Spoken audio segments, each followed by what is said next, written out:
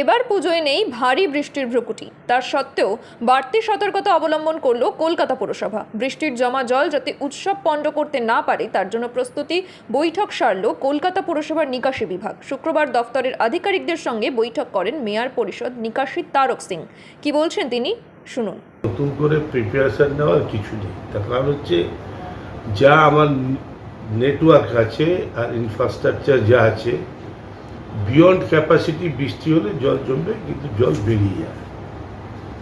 আমি এটা আপনাকে দায়িত্ব নিয়ে বলতে পারি, যে অবস্থা আগে হতো সেই অবস্থা এখানে হবে না, কোনো চান্সই নেই।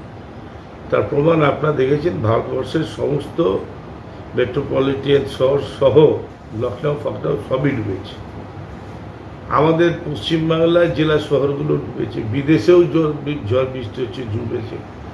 এখানে যে পরিমাণে বৃষ্টি হয়ে গেছে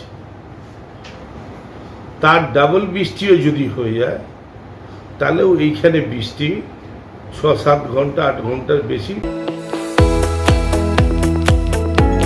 আপনারা দেখছেন ইউএন লাইভ, বাংলা খবরের শেষ কথা।